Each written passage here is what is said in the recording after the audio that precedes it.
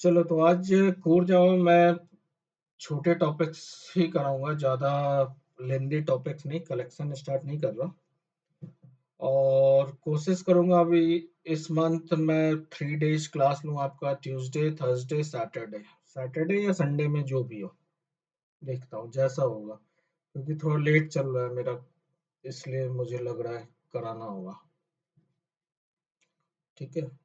Morning की जो morning वाली क्लास है वो एज यूजुअल चलेगी, वो 3 डेज जैसे चलती है वो चलेगी।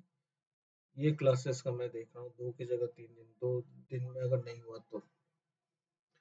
चलो आज स्टार्ट करते हैं immutable class. So basically immutable class एक कॉन्सेप्ट होता है। इम्यूटेबल इम्यूटेबल का कॉन्सेप्ट ये होता है, जैसे मान लो कोई भी क्लास आप लोग बनाते हो, उसका ऑब्जेक्ट, जैसे एम्प्लॉय क्लास बनाए, ऑब्जेक्ट बनाते हो। अब ऑब्जेक्ट बनाने के बाद भी गेटर सॉरी सेटर आप लोग कॉल करते हो, उसकी वैल्यू चेंज कर देते हो, अपडेट कर देते हो, जैसे हमने देखा था टास्क में, टास्क मैनेजमेंट सिस्टम जो बनाया था।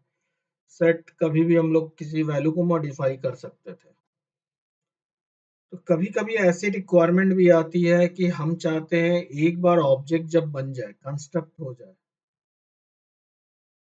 वाया कंस्ट्रक्टर, उसके बाद उसकी वैल्यू कभी भी चेंज ना हो पूरे एप्लीकेशन में। ऐसी रिक्वायरमेंट आती है हमें। तो ऐसी रिक्वायरमेंट कब आती है, जैसे मान लो डेटाबेस से डेटा फेच किया, जैसे मान लो आईआरसीटीसी का ही है डिटेल। अब जिस डेवलपर ने बनाया होगा, ट्रेन नाम का क्लास बनाया होगा, और ट्रेन की लिस्ट को फेच कर रहा होगा, जैसे हम लोग सर्च करते हैं फ्रॉम टू यूआई पे आईआरसीटीसी की, और वो इंटरनल कॉल करता होगा एमवीसी पैटर्न पे अपना, और जाके डेटाबेस से डेटा फेच करके लाता होगा लिस्ट ऑफ ट्रेन उस फ्रॉम स्टेशन और टू स्टेशन के बीच में। तो लिस्ट ऑफ ट्रेन की जब वो डिटेल आता है तो उस ट्रेन की डिटेल्स को कभी चेंज नहीं करते। ये ध्यान देना, हम यूजर कभी चेंज नहीं करते, जो भी डिटेल है वो डिटेल हम देखते हैं, वो उसकी वैल्यूज को चेंज नहीं करते। तो वो जो वैल्यूज आती हैं वो एक ही क्लास नहीं आती हैं, मल्टीपल क्लास का डेटा होता है। आगे पेरेंट चाइल्ड रिलेशनशिप में भी क्लास बनाए जा सकते हैं भाई। तो ये मत सोचो कि वो वन क्लास का डेटा कंप्लीट आ रहा है, वहाँ कई क्लासेस होते हैं। तो कुछ क्लास ऐसे होते हैं जिसका हम लोग डेटा नहीं चेंज करना चाहते, जैसे मान लो ट्रेन का नाम कोई चेंज नहीं करना चाहेगा, ट्रेन नंबर कोई चेंज नहीं करना चाहेगा, या फिर फ्रॉम स्टेशन से टू स्टेशन, कुछ ऐसे डेटा होते हैं जिसको हम चेंज नहीं करना चाहते कभी भी। तो वैसे क्लास को हम लोग इम्यूटेबल क्लास बनाते हैं। हम चाहते हैं एक बार उसका ऑब्जेक्ट बन जाए, once we construct the object via constructor, उसके बाद उसकी वैल्यू कोई चेंज ना कर सके, एनी हो, कुछ भी हो जाए। जैसे फॉर एग्जांपल एक और एग्जांपल लेते हैं, जैसे मान लो आप ई लर्निंग की कोई वेबसाइट बना रहे हो, कि भाई रीड यूजर को different type of magazine books और ये सब आप डिस्प्ले करना चाहते हो, कुछ आर्टिकल्स, ठीक है, और वो सिर्फ रीड करे। तो ऐसे केस में क्या होगा भाई, आप बुक्स का ऑब्जेक्ट बनाए, जो भी है data chapter wise page wise, वो डेटा को स्टोर करके और यूआई पे दिखा रहे हो। तो वहां पे वो डेटा सिर्फ व्यू ओनली पर्पस होगा, व्यू कर सकता है यूजर, उसको चेंज नहीं कर सकता, उसको मॉडिफाई नहीं कर सकता। तो ऐसे डेटा को हम डेवलपर ही कोशिश करते हैं, जब क्लास बना रहे हैं तो हमें आइडिया होता है कि हम किस लिए पूरी वेबसाइट का डेवलपमेंट कर रहे हैं, क्या कर रहे हैं। तो किस डेटा को हमें इम्यूटेबल बनाना चाहिए, किसको नहीं बनाना चाहिए, ये हमें आइडिया होता है।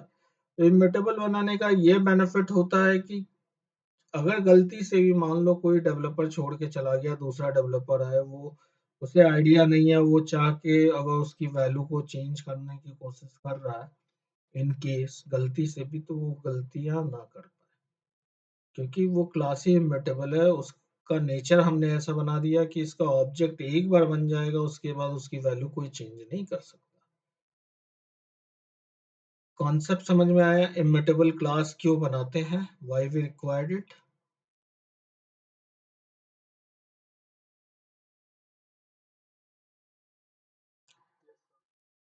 दोनों अभिषेक।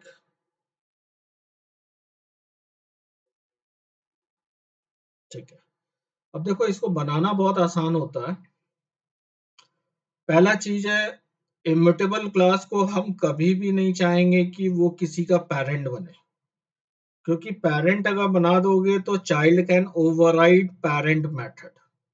ठीक है, तो हम चाहेंगे कि इम्यूटेबल क्लास को कोई भी एटलीस्ट उसको इनहेरिट ना कर सके। तो इसके लिए क्या यूज करते हैं, आप लोग को फाइनल कीवर्ड में बताया था ना, क्या कहाँ पे लगाएंगे फाइनल, तो वो क्लास को कोई इनहेरिट नहीं कर पाएगा।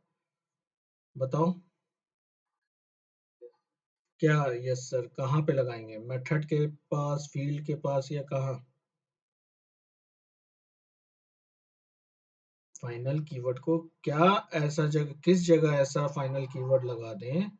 ये पूरा इम्यूटेबल जो है फाइनल कीवर्ड से ही हैंडल होता है। तो फाइनल कीवर्ड को हम लोग क्लास के साथ लगा सकते हैं, मेथड के साथ लगा सकते हैं, वेरिएबल के साथ लगा सकते हैं।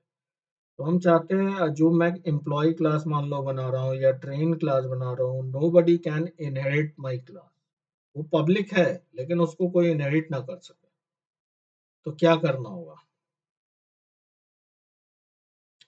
जैसे स्ट्रिंग क्लास इम्यूटेबल होती है, तुम स्ट्रिंग क्लास को खोल के देख लो, जावा का इम्यूटेबल होती है, उसको हम लोग इनहेरिट नहीं कर सकते।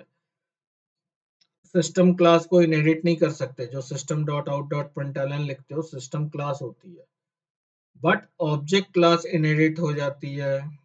ठीक है, तो ऐसे क्लास को हम फाइनल बनाते हैं। क्लास को अगर फाइनल बना दो, सिर्फ क्लास को ही, तो इसको कोई ओवरराइड नहीं कर पाएगा। तो इसका मतलब ये नहीं हुआ कि वो इम्यूटेबल क्लास हो गया। ठीक है, फाइनल कीवर्ड सिर्फ क्लास के पहले लगा दिए तो इससे ये नहीं हुआ कि वो फाइनल लगाने से वो इम्यूटेबल हो गया भाई। अगर हम इसमें जो मेंबर्स हैं उसका सेटर प्रोवाइड कर देंगे, और सेटर को यूज करके भाई इसका ऑब्जेक्ट तो हम बना सकते हैं, इनहेरिट नहीं कर सकते, ऑब्जेक्ट तो बना सकते हैं। ऑब्जेक्ट बना लिया और सेटर को कॉल कर लिए तो सेट कर देंगे वैल्यू, इसकी वैल्यू को चेंज कर दिए, तो इम्यूटेबल कहाँ रहा।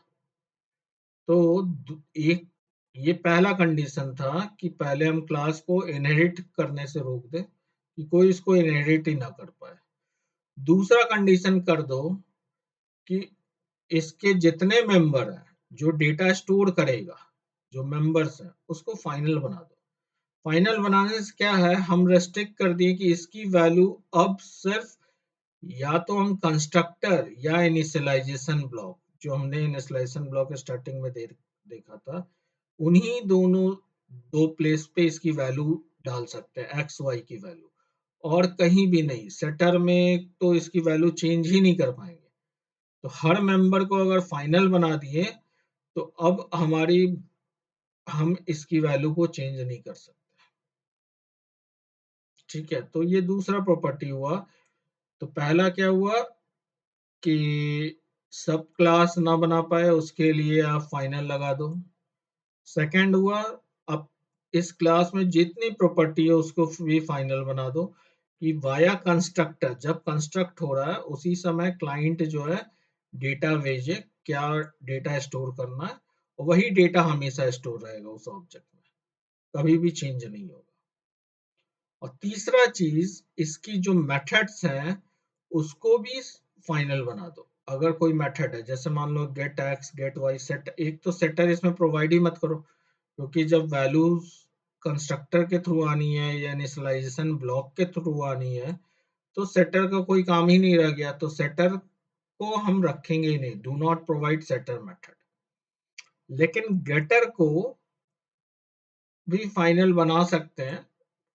अगर क्लास को फाइनल बना दिए तो उसको इनहेरिट कोई नहीं कर पाएगा, तो इसको ओवरराइड भी नहीं कर सकता। लेकिन एक और तरीका होता है ओवरराइड करने का, जावा में आगे चल के पढ़ोगे वो, जब हम लोग एनोनिमस क्लास ये सब बनाते हैं वहां ओवरराइड कर पाते हैं। उसके लिए एक्सटेंड करना क्लास में जरूरी नहीं है, वो एक टेक्निक दिया है जावा ने।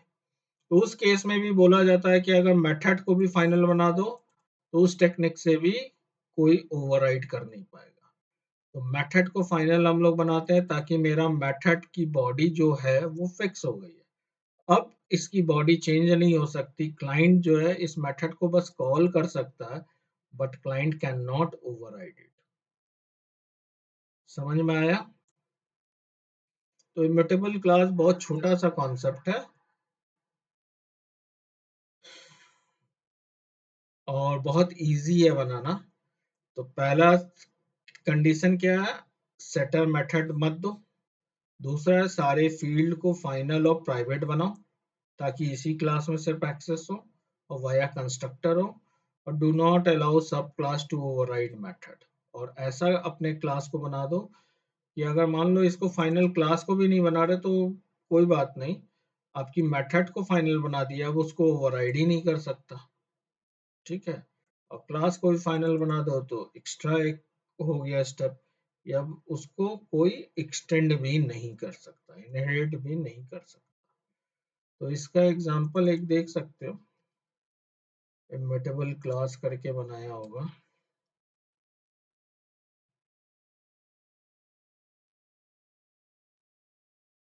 यहाँ मैंने मेंबर को फाइनल बनाया।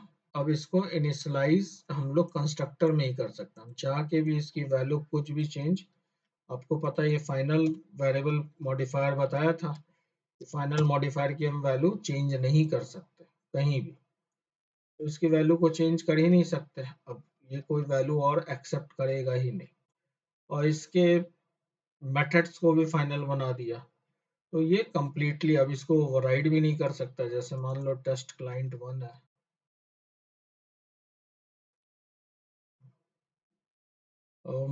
इसको यूज करना है तो हम क्या करेंगे, सिर्फ और सिर्फ ऑब्जेक्ट बनाए, यहाँ पे कंस्ट्रक्टर में वैल्यू दिए, जो वैल्यू देंगे 10 और 20 वही जाके var x var y में स्टोर हुआ।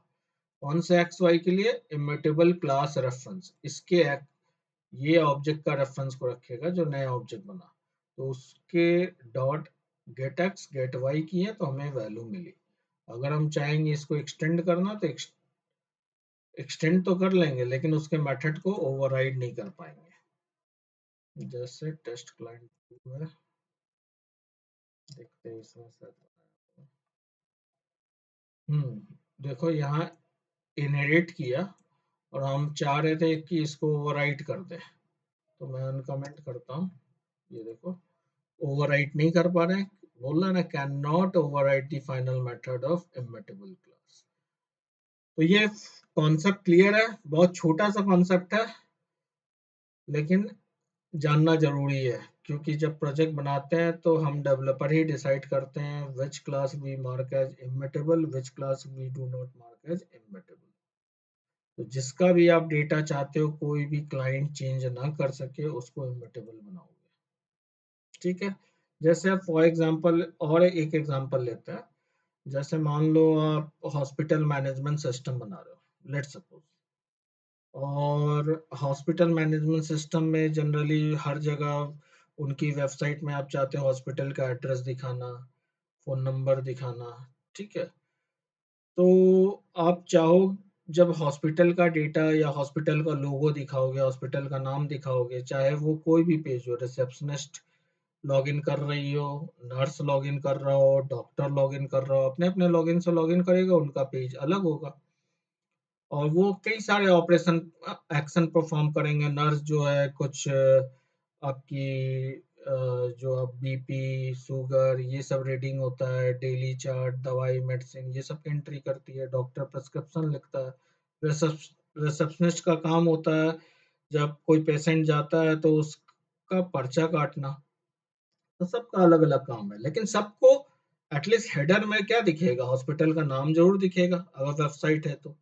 उसका एड्रेस दिखेगा, प्रिंट वो निकालेंगे, मान लो प्रिस्क्रिप्शन प्रिंट करके देते हैं, या फिर फार्मेसी का ही उसमें काम हो रहा है, उसमें भी प्रिंट करके निकलता है। तो देखते नहीं हो, कुछ सेक्शन हमेशा कांस्टेंट फिक्स आता है, किसी भी एक फार्मेसी में चले जाओ, दुनिया का कोई भी पेशेंट चला जाएगा, उनका कुछ सेक्शन फिक्स होगा, जैसे ऊपर फार्मेसी का नाम, उसका एड्रेस, फ़ोन नंबर, लोगो हमेशा फिक्स होगा। तो हम कहीं न कहीं डेटाबेस से उसको किसी न किसी ऑब्जेक्ट में बनाएँगे, उसका कोई क्लास बनाएँगे कि हॉस्पिटल का टेबल है या फार्मेसी का टेबल है, उसमें फ़ील्ड सब देंगे कि भाई फार्मेसी टेबल का अगर फ़ील्ड है तो उसका नाम हो, फार्मेसी का नाम हो, एड्रेस हो, फोन नंबर हो, इसके लिए फील्ड देंगे। तो हम क्या करेंगे, उसको फाइनल टाइप का बनाना चाहेंगे, इसको कोई चेंज ना कर सके। लेकिन बात आती है, कभी कभी फोन नंबर चेंज होता है, कभी कभी एक हॉस्पिटल दूसरे जगह खुल गया, रिलोकेट हो गया, तो उस केस में क्या करेंगे भाई, एक नया क्लास बनाएंगे। वो एडमिन ही कर सकता है, हर कोई तो नहीं करेगा। रिसेप्शनिस्ट को ये थोड़ी परमिशन है कि जाके हॉस्पिटल का फोन नंबर चेंज कर दे, या हॉस्पिटल का नाम चेंज कर दे, या एड्रेस चेंज कर दे, या उसका कुछ और भी डेटा हो जो हॉस्पिटल में हो, वो थोड़ी चेंज करना। नर्स चेंज कर सकती है, ना डॉक्टर। वो एडमिन का एक रोल होगा। एडमिन के लिए तब हम उसके लिए क्लास अलग बनाएंगे कि भाई एडमिन के लिए हॉस्पिटल एडमिन करके एक क्लास बने, ऐसे नॉर्मल हॉस्पिटल करके क्लास बने, जिसको हम इम्यूटेबल क्लास बनाएंगे। समझ में आया ये कॉन्सेप्ट आप लोगों को? कहाँ पे बनाना चाहिए, कहाँ नहीं बनाना चाहिए। और बनाना तो इजी है, बस ये सोचना है कब बनाना चाहिए। तो मैंने आपको एग्जांपल भी दिया, प्रिंट सबसे अच्छी चीज है। जो फार्मेसी का देखते हो, हॉस्पिटल में देखते हो, हर जगह कुछ सेक्शन हमेशा कॉमन आता है, हेडर सेक्शन। तो वो कहीं ना कहीं क्लास से डेटा ही आ रहा है ना। हम्म हम्म ठीक है, क्लियर है? ठीक है, तो इसमें बहुत ज्यादा प्रैक्टिस नहीं करना, आपको कॉन्सेप्ट याद है। नेक्स्ट आते हैं स्ट्रिंग हैंडलिंग। स्ट्रिंग क्लास देखो, जावा में डे वन से आप लोग यूज कर रहे हो, चाहे आप प्रोग्रामिंग सीख रहे हो या कुछ भी सीख रहे हो, स्ट्रिंग क्लास तो यूज करते हो। और स्ट्रिंग आर्गैस सबसे पहले लिखते हो कहीं भी, मेन में हर जगह स्ट्रिंग का जरूर जिक्र आता है। और पहला चीज है स्ट्रिंग इम्यूटेबल क्लास। ये फाइनल टाइप का है, प्लस इसमें कोई सेटर सब नहीं है, तो ये इम्यूटेबल है। अब ये इम्यूटेबल कैसे, ये समझना है। ठीक है, तो string Java dot lang package में है, इसलिए हमें लैंग पैकेज बाय डिफॉल्ट हमें मिलता है हमेशा जावा एनवायरनमेंट में, तो हमें इसे इंपोर्ट करने की जरूरत नहीं होती। और जो मोस्ट इम्पॉर्टेंट इसका नेचर है, ये इम्यूटेबल क्लास है, मतलब एक बार स्ट्रिंग में वैल्यू जो स्टोर कर दी है, वो कभी भी चेंज नहीं होगा उस पूरे सॉफ्टवेयर तक। जैसे मैंने string str equal to Amit लिख दिया, तो अमित str में अब अमित कभी भी चेंज नहीं होगा। जो अमित जिस ऑब्जेक्ट आईडी पे स्टोर है हीप मेमोरी में, वो चीज चेंज नहीं होगा। मान लो उसकी आईडी 19 है, तो वो चेंज नहीं होगा। str में रेफरेंस चेंज हो सकता है। str जो है अमित को पॉइंट कर रहा है, str सुमित को पॉइंट कर रहा है, str कैन चेंज। तो str का मतलब ये नहीं होता वो स्ट्रिंग है, जो ऑब्जेक्ट बनता है वो होता है स्ट्रिंग। आप लोग ध्यान देना, जैसे हम लोग ये लिखते हैं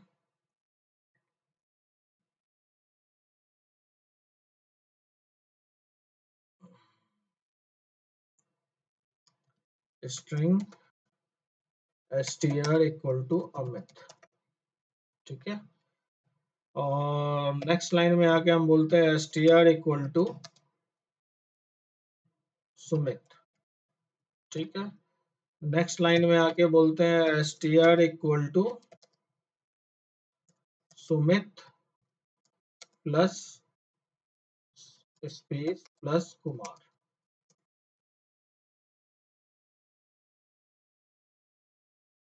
ठीक है। ये बोलते हैं कॉनकैटिनेशन ऑपरेशन यहाँ कर रहा है। तो अब देखो इसका जो वर्क होता है, ये तो आप मेन के अंदर या किसी मेथड के अंदर ही लिखोगे ये लाइन ऑफ कोड, तो वो लोकल होता है। तो कैसे स्टोरेज होगा, ये हीप मेमोरी और ये स्टैक मेमोरी, ठीक है। अब जब पहला लाइन ऑफ कोड एग्जीक्यूट होगा, तो उसमें एक हीप मेमोरी में यहाँ पे अमित करके बनेगा, एक स्ट्रिंग है।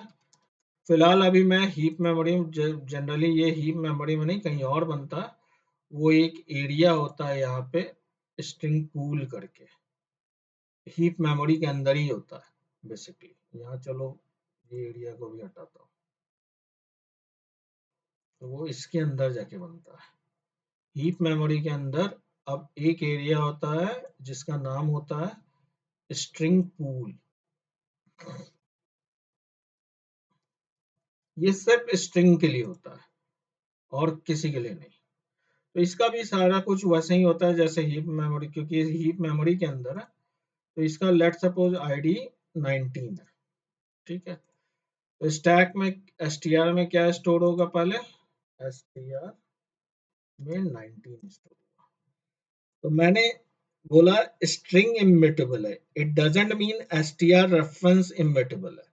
ये इम्यूटेबल हो गया, ये जो ऑब्जेक्ट बना अब इसके इस पोजीशन पे 19 पे तुम जब तक ये प्रोग्राम रन कर रहा सॉफ्टवेयर तब तक 19 पे अमित ही स्टोर रहेगा। तो आप बोलते हो next line sir S T R equal to Sumit किया, तो इसमें होता क्या है, एक नया ऑब्जेक्ट जाके अंदर क्रिएट होगा और उसमें जाके सुमित स्टोर होगा। इंटरनल ऐसे वर्क होता है जावा का। और इसका मान लो 117 कुछ रेफरेंस है, रेफरेंस आईडी। तो अब क्या हो जाएगा, ये एसटीआर की आईडी अपडेट हुई, ये 19 हट के यहाँ पे 117 स्टोर हो गया।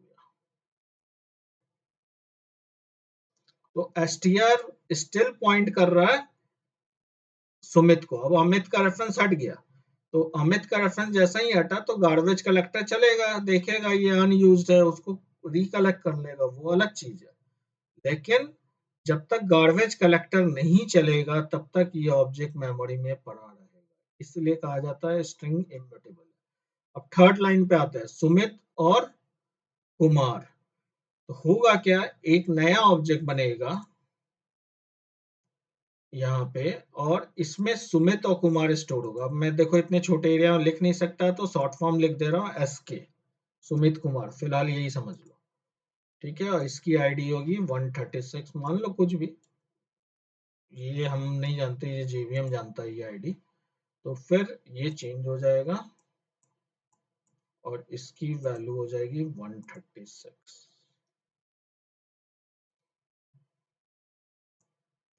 ये समझ में आ रहा है राहुल, अभिषेक, आप सभी को, क्यों हम लोग स्ट्रिंग को इम्यूटेबल कहते हैं, ये पूछा जाता है। स्ट्रिंग इम्यूटेबल है तो इस तरह से एग्जांपल दे दिया जाता है कि यार ऐसे देखो यहाँ चेंज हो रहा है, आप तो सोचोगे एसटीआर में ही चेंज हो रहा है, यार इम्यूटेबल कैसे है, लेकिन क्या नेचर है इम्यूटेबल का, समझ में आया।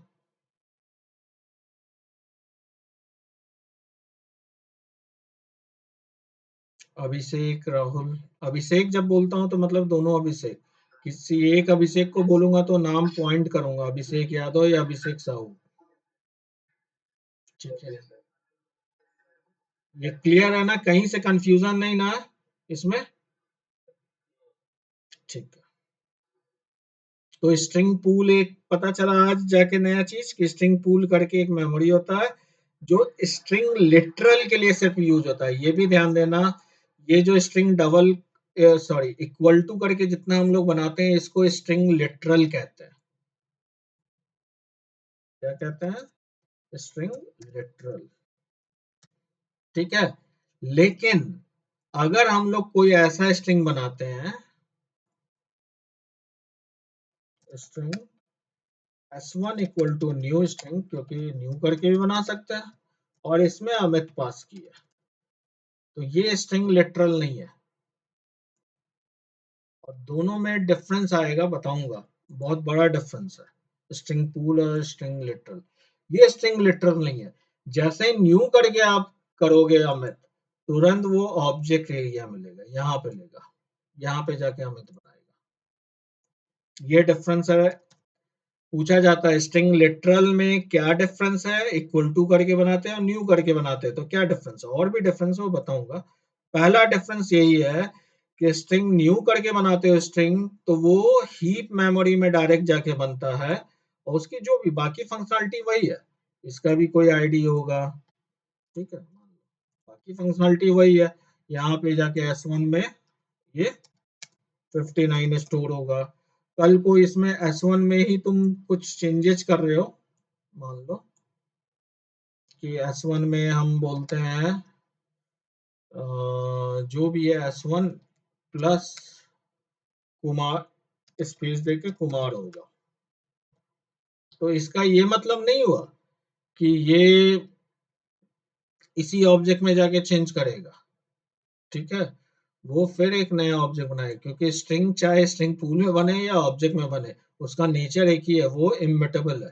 तो यहाँ पे जाके ये अमित कुमार बनाएगा, अगेन एक नया ऑब्जेक्ट बनाएगा, इसका आईडी कुछ क्रिएट करेगा जेवीएम, और ये आईडी फिर चेंज होगी यहाँ पे S1 में। S1 में 59 हट के क्या हो जाएगा 124। समझ में आ रहा है? तो दोनों का नेचर एक ही है। अब दोनों में डिफरेंस क्या है वो बताता हूँ। स्ट्रिंग पूल क्यों, स्ट्रिंग लिटरल के लिए जावा ने स्ट्रिंग पूल यूज किया, क्यों नॉर्मल जो न्यू के थ्रू स्ट्रिंग करते हैं यहाँ बनता है, दोनों में डिफरेंस है वो बताऊंगा। ठीक है, इतना समझ में आ रहा है, क्लियर है? आखिर लिटरल और न्यू में क्या अंतर है मेमोरी वाइज?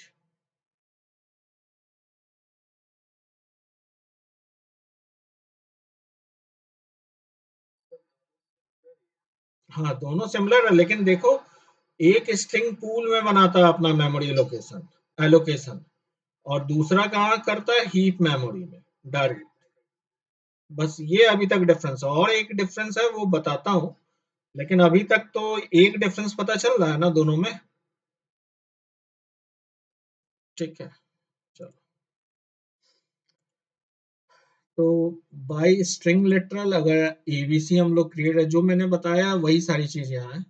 एबीसी क्रिएट करते हैं तो वो स्ट्रिंग कांस्टेंट पूल में जाके बनता है, और स्ट्रिंग कांस्टेंट पूल जो है हीप मेमोरी के अंदर होता है, यही चीज मैंने लिखा है।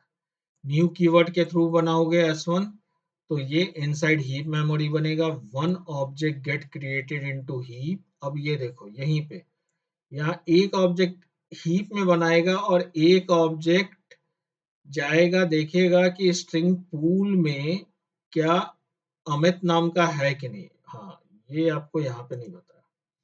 जैसे ही ये अमित बनाया यहाँ, वो पहले चेक करेगा, और यहाँ तो बना दिया, उसके बाद ये लाइन चेक करता है क्या पूल में अमित नाम का है, तो है तो ठीक, और नहीं है तो फिर अमित नाम का एक बना नया बनाएगा, और उसका रेफरेंस यहाँ स्टोर नहीं करता, ये हमेशा ऑब्जेक्ट का ही रेफरेंस स्टोर करता है। इसके पीछे रीजन है, बताऊंगा यहाँ क्यों बनाता है। बेसिकली देखो स्ट्रिंग पूल जावा ने ये कांस्टेंट पूल इसको कहते हैं, स्ट्रिंग कांस्टेंट पूल। तो जावा ने ये स्ट्रिंग का ऐसा पूल एरिया ऐसा अलग इसलिए बनाया स्ट्रिंग के लिए स्पेशली, क्योंकि पूरे प्रोजेक्ट में अगर देखा जाए तो 90% वर्क हम लोग स्ट्रिंग क्लास का करते हैं, 90%। और 90% में समझ लो पूरे प्रोजेक्ट में 50% हम लोग कॉमन वर्ड यूज करते हैं, बहुत ज्यादा कॉमन वर्ड कहीं ना कहीं यूज करते रहते हैं स्ट्रिंग से रिलेटेड। ठीक है, डुप्लीकेट होता रहता है। तो डुप्लीकेट होगा, जैसे मान लो अमित अमित हम न्यू करके बनाते जाए, 5 बार बनाएंगे तो ये 5 नया ऑब्जेक्ट हीप मेमोरी में बना देगा अगर न्यू से बनाए। लेकिन पांचों के लिए ये जाएगा देखेगा स्ट्रिंग पूल में अमित क्रिएटेड है, बस शांत हो जाएगा, क्रिएटेड है नहीं क्रिएट करेगा। बस स्ट्रिंग पूल में वो देखता है कि जो भी स्ट्रिंग आप बना रहे हो वो एग्जिस्ट करता है कि नहीं, क्योंकि अल्टीमेटली जब स्ट्रिंग ऑपरेशन करते हैं हम कुछ लिटरल के थ्रू मोस्टली करते हैं, तो हमेशा स्ट्रिंग पूल में ही वर्क होता है, तो स्ट्रिंग पूल से उठाता है। वो डुप्लीकेट स्ट्रिंग के लिए नया नया ऑब्जेक्ट ना क्रिएट करना पड़े, वेस्टेज ऑफ मेमोरी से बचने के लिए स्ट्रिंग पूल का जावा ने कॉन्सेप्ट यूज किया कि भाई जब आप एक ही स्ट्रिंग सेम स्ट्रिंग को बार बार रिफर कर रहे हो तो उसके लिए नया नया स्पेस क्यों क्रिएट करें, उसके लिए सेम स्पेस को यूज करते हैं। तो जब हम लोग लेटरल बनाते हैं तो वो सिंपल पूल एरिया में जाता है, और न्यू के थ्रू बनाते हैं रेफरेंस स्टोर होगा हीप का ही हमारे वेरिएबल में, लेकिन एक पूल में बनाएगा, अगर नहीं बना है तो। अगर एग्जिस्ट कर रहा है तो वो नहीं बनाएगा, ये ध्यान रखना। तो यही लाइन मैंने लिखा है, one object get created inside heap and one more into pool if not exist until unless intern does not get call. एक intern method होता है string class में, उसको हम लोग कॉल करते हैं तो भी वो जाके चेक करता है और पूल में बनाता है। बताता हूँ इंटर्न का यूज इस एग्जांपल में। यहाँ तक समझ में आया? आप लोग को इंटर्न छोड़ दो, इंटर्न को छोड़ के बाकी ये समझ में आया कि स्ट्रिंग न्यू से बनाते हैं तो एक वो देखेगा यहाँ पे हीप में तो बनाएगा, प्लस पूल में जाके जरूर चेक करेगा वो स्ट्रिंग एग्जिस्ट करता है कि नहीं, अगर नहीं करता है तो बना देगा। क्लियर है? ठीक। इंटर्न मेथड का क्या काम है? If pool already contains a string equal to the string object as determined by equal method, then string from the pool is returned.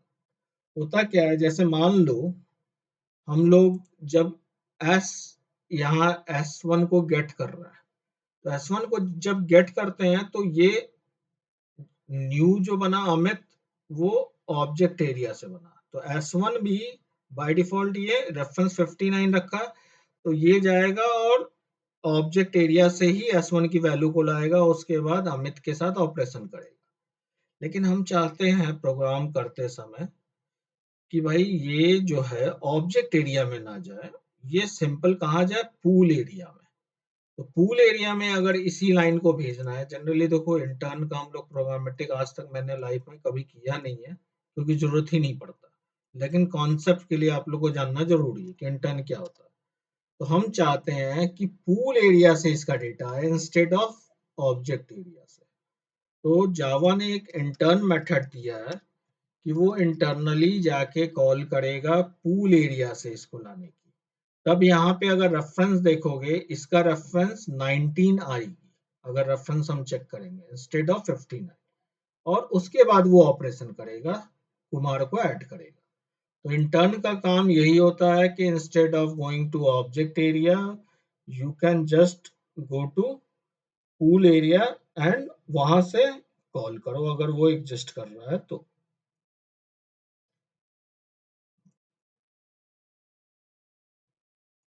एक एग्जांपल है, इसको देखो, इससे क्लियर और होगा इंटर्न का। सॉरी,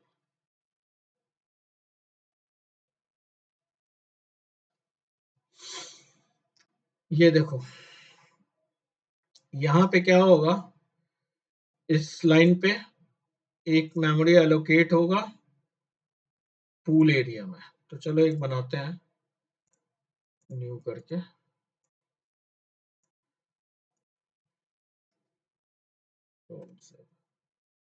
एक यहाँ पे बनाते हैं हीप एरिया, और मान लो यहाँ पे बनाते हैं एक पूल एरिया। ठीक है, तो मेरा ये str1 में जो वैल्यू हुआ, मान लो पूल एरिया में 110 पे जाके क्रिएट हुआ।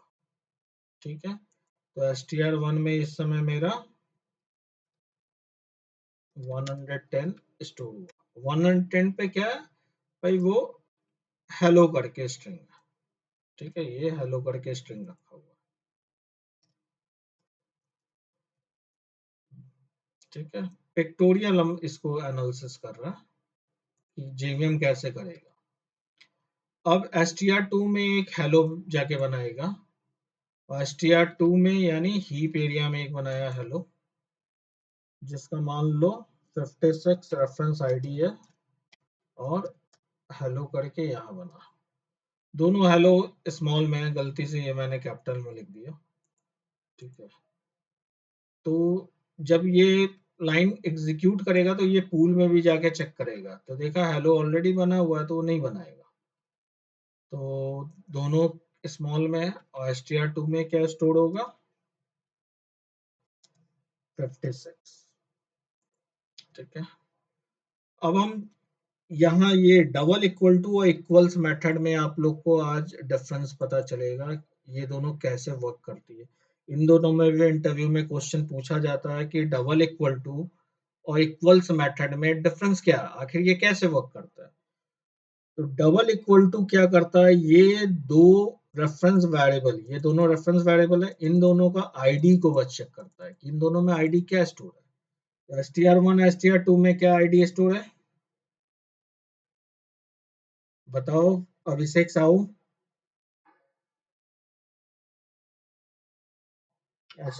str1 और str2 में आईडी क्या स्टोर है।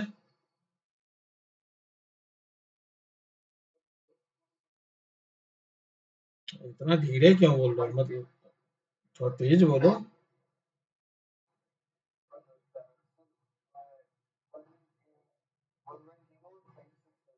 ठीक है, आईडी यही स्टोर है और वैल्यू क्या स्टोर है, इस आईडी पे वैल्यू क्या है। दोनों में हेलो है। तो डबल इक्वल टू क्या करता है, आईडी को चेक करता है, उसकी रेफरेंस आईडी क्या है। तो यहाँ रेफरेंस आईडी क्या सेम है, सेम है, बताओ डिफरेंट है। तो क्या इफ वाला ऊपर वाला एग्जीक्यूट करेगा या नीचे वाला। देखो आईडी क्या है, यहीं से देख लो 21 29 है, लेकिन दोनों की वैल्यू क्या है, सेम है। तो अब डबल इक्वल टू से क्या लगता है कि अगर कॉन्सेप्ट नहीं जानते हो तो तब तो तुम यही बोलोगे दोनों की वैल्यू सर हेलो है, सही आनी चाहिए। हाँ, आईडी के बेस पे। तो अब याद रहेगा डबल इक्वल टू कभी भी जब भी आप देते हो रेफरेंस वेरिएबल तो उसकी आईडी चेक करता हो। और प्रिमिटिव डेटा देते हो जैसे आईएनटी फ्लोट डेट डबल, तो उसकी वैल्यू को चेक करेगा क्योंकि उसमें आईडी का चक्कर नहीं ना होता है, रेफरेंस आईडी तो है नहीं, वहां तो सिर्फ वैल्यू है, तो वहां वैल्यू को चेक करता है प्रिमिटिव डेटा पे। लेकिन जैसे ही ऑब्जेक्ट यूज करते हो एम्प्लॉय का स्ट्रिंग का किसी का भी, तो double equal to simple ID को चेक करता है, क्या रेफरेंस आईडी दोनों का सेम है। तो तुम अपने से भी एनालिसिस कर सकते हो खुद से, तुम बोलोगे सर हमको क्या पता प्रोग्राम जाने आईडी क्या होगा। तो भाई अभी मैंने तुमको एनालिसिस करना बताया ना कैसे आईडी होगा, एक पूल एरिया एक हीप एरिया का स्टोर होगा, तो ये तो पता चलता है दो कभी भी सेम होंगे ही नहीं, दोनों अलग है। तो ये डिफर फिर। अब इक्वल्स मेथड क्या होता है, ये देखो इक्वल्स मेथड ऑब्जेक्ट क्लास का है। मैं इस देखो इम्प्लीमेंटेशन पे जा रहा हूँ कंट्रोल दबा के, यहाँ कंट्रोल दबाया हूँ तो ये खुला है, इक्वल्स पे जाके कंट्रोल दबाया, ओपन इम्प्लीमेंटेशन। तो बेसिकली ये ऑब्जेक्ट क्लास का है, ठीक है। अब ये ऑब्जेक्ट क्लास का जरा डेफिनेशन को पढ़ो, ऑब्जेक्ट ने क्या लिखा है। ऑब्जेक्ट बोल रहा है दिस, दिस मतलब इन्वोकिंग ऑब्जेक्ट, किसने इन्वोक किया, str1 ने। तो str1 का रेफरेंस गया दिस में, ठीक। str1 का क्या है रेफरेंस आईडी 110, क्या रेफरेंस आईडी 110, और जो ऑब्जेक्ट उधर से आ रहा है उसका यानी 56, क्या ये दोनों सेम है, सेम नहीं है, नीचे गया, सेम नहीं है ना आईडी, इन्वोकिंग ऑब्जेक्ट और जो पास हो रहा है, पास मतलब कौन सा होता है, देखो यहाँ ये इन्वोकिंग ऑब्जेक्ट हो गया, ये पास हो रहा है, ठीक है। तो दोनों की आईडी सेम नहीं है, अगर सेम होता तो ये ट्रू करता। तो फिर अंदर गया, अब देखा क्या जो पैरामीटर पास हुआ यानी str2, ये इंस्टेंस ऑफ स्ट्रिंग है। तो हाँ यस ट्रू है, ये कंडीशन तो मैच करती है, ठीक है। उसके बाद वो देखा कॉम्पैक्ट स्ट्रिंग इस तरह करके अंदर कुछ और भी काम होता है, मैं अंदर इतना नहीं जा रहा हूँ, ठीक है। मुझे भी अब इसको समझने के लिए जाना होगा, मैं इतना जावा के अंदर नहीं घुसा हूँ कि वो क्या करता है। तो बेसिकली इक्वल क्या करता है, सबसे पहले वो चेक करता है क्या रेफरेंस आईडी अगर सेम है, अगर किसी का रेफरेंस आईडी सेम है तब तो सोचो उसकी वैल्यू भी सेम होगी क्योंकि दोनों एक ही लोकेशन को पॉइंट कर रहा है। अगर रेफरेंस आईडी सेम नहीं है तब जाके अंदर ये वैल्यू को चेक करता है कि क्या वो वैल्यू जो उस रेफरेंस आईडी पे है वो इस लाइन ऑफ कोड से वो वैल्यू को चेक कर लेता है जाके। तो इन दोनों लाइन पे क्या वैल्यू जो स्टोर है इस पे भी और इस पे भी क्या सेम है? तो अगर सेम है तो वो इक्वल्स ट्रू का आएगा। इसीलिए इक्वल्स मेथड में ये ट्रू आता है और डबल इक्वल टू लगाते हो तो फॉल्स आता है, क्योंकि double equal to reference ID check करता है, इक्वल्स मेथड उस आईडी पे क्या वैल्यू है उसको चेक करता है। क्लियर है दोनों में डिफरेंस? भूलोगे तो नहीं कभी? ठीक है। अब आता हूं इंटर्न पे। इंटर्न का क्या यूज है? मैंने क्या बोला था, ये str2 क्या है मेरा? ऑब्जेक्ट एरिया को रिफर कर रहा है, ध्यान दो। 56 या यहीं पे देख लो, ऑब्जेक्ट एरिया है तो 29 और str1 21, ये पूल एरिया से। जब str2 डॉट इंटर्न करेंगे तो हम बोलते हैं कि पूल एरिया वाला आईडी को उठाओ, यानी 21 को उठाओ, और str1 में क्या है? 21 है। तब ये दोनों सेम मिलेगा कि नहीं? str2 डॉट इंटर्न किए मतलब क्या हुआ, str2 में जो वैल्यू है वो ऑलरेडी स्ट्रिंग पूल में भी क्रिएटेड है, तो उस आईडी को उठाओ, ये बोल रहा है यहाँ पे। तो उस आईडी को क्या उठाएगा? उसकी आईडी क्या है? 21, और इसकी आईडी क्या है? ऑलरेडी 21। तो ये दोनों मैच की और ये देखो अंदर गया। तो ये यहाँ कंफ्यूज मत होना कि डबल इक्वल टू यहाँ लगाया यहाँ मैच कर गई, ऊपर लगाया वहां मैच नहीं की, ऐसा क्यों है? तो ऐसा समझ में आया। इंटर्न क्या करता है, वो बोलता है मैं हीप के जगह पूल से जाके आईडी उठाऊंगा, पूल को रिफर करूंगा, इसीलिए ऐसा होता है। क्लियर है राहुल? ठीक है ना? चलो, तो इंटर्न का बस यही फंक्शनलिटी, इससे ज्यादा कुछ नहीं इंटर्न। अब आप लोग देखो खुद ही, यहीं पे देखना str3 str4 दो क्रिएट कर रहा है। तो str3 str4 क्रिएट होगा, 37 38 जरूर क्रिएट होगा, लेकिन जावा नाम का एक जरूर ऑब्जेक्ट जाके स्ट्रिंग पूल में भी बना होगा, अगर पहले से एग्जिस्ट नहीं कर रहा होगा, और उसका कुछ रेफरेंस आईडी होगा। ठीक है। तो फिलहाल तो अभी देख रहे हैं str3 str4 क्या सेम है, तो हम ये क्या बोलेगा? नहीं, सेम नहीं है, आईडी डिफरेंट है। फिर से वही चीज, फॉल्स एल्स में गया। अब बोल रहा है str3 का इंटर्न, यानी str3 पे जो है जावा वो पूल में भी होगा, उसका आईडी उठाए, और str4 तो अपना ऑब्जेक्ट का आईडी है, तो ये दोनों भी कभी सेम नहीं होंगे, एक पूल का आईडी और एक ऑब्जेक्ट का आईडी। तो यहाँ देखो फॉल्स आया। str3 यानी ये ऑब्जेक्ट का आईडी और str4 डॉट इंटर्न पूल का आईडी, तो ये भी कभी सेम नहीं होगा, दो अलग अलग मेमोरी स्पेस है। लेकिन अगर str3 डॉट इंटर्न यानी ये पूल का जावा, पूल में जो जावा क्रिएट है, और str4 डॉट इंटर्न इसके लिए भी वही पूल का जावा, क्योंकि पूल में डुप्लीकेट क्रिएट नहीं होता, पूल में एक ही इंस्टेंस क्रिएट होता है, यही बेनिफिट होती है पूल की। पूल में आपको ये एग्जांपल से बता रहा हूँ कि एक ही इंस्टेंस क्रिएट होता है, ये कैसे प्रूफ होगा? यही, ये दोनों बराबर मिलेंगे, दोनों ऑब्जेक्ट के लिए एक ही जावा वैल्यू क्रिएट हुआ पूल में। क्लियर है इस एग्जांपल से? तो इस एग्जांपल से मैंने आपको मेमोरी पे कैसे वर्क हो रहा है स्ट्रिंग का वो समझाया। कोई डाउट? लास्ट वाले में क्या है? देखो पूल में क्या होता है, इंटर्न str3 या ये पहले लाइन पे आओ, इन दोनों से क्या होगा? इस लाइन से एक ऑब्जेक्ट हीप में क्रिएट होगा, एक ऑब्जेक्ट जाएगा और देखेगा पूल में जावा नाम का क्रिएटेड है कि नहीं, अगर नहीं क्रिएट होगा तो क्रिएट करेगा। ठीक। इस लाइन से क्या होगा? एक ऑब्जेक्ट हीप में तो बनेगा ही बनेगा, और जाएगा जावा के नाम से कोई पहले से क्रिएटेड है पूल में, तो पहले से ऊपर वाले लाइन का क्रिएटेड है, तो ये फिर से तो बनाएगा नहीं। तो टोटल कितने, इस दोनों लाइन से कितने ऑब्जेक्ट मेमोरी में बने? 3। दो तो इससे, एक इसका हीप में एक इसका हीप में, और इन दोनों का एक कॉम्बिनेशन भाई पूल में। पूल में डुप्लीकेट नहीं क्रिएट होता ना। ठीक है। तो जब हम str3 डॉट इंटर्न करते हैं, ये क्या करता है? पूल का आईडी को उठाता है। str4 डॉट इंटर्न भी क्या करेगा, पूल का आईडी। str3 में क्या है, जावा। str4 में क्या है, जावा। और दोनों ही जावा को पॉइंट कर रहे हैं कहां से, पूल से। तो क्या ये सेम नहीं होगा? क्लियर है? चलो गुड। तो देखो ये 3 लाइन देखने में ये इस तरह है, लेकिन इसका बहुत अच्छा मीनिंग है। तो आप लोग जब समझोगे, अच्छे से इसको रिवाइज करोगे तो आएगा, धीरे धीरे आ जाएगी। और इन दोनों में डिफरेंस शायद ही कोई इंटरव्यू हो जिसमें ना पूछा हो, शायद ही कोई जावा का इंटरव्यू होगा जिसमें नहीं पूछेगा।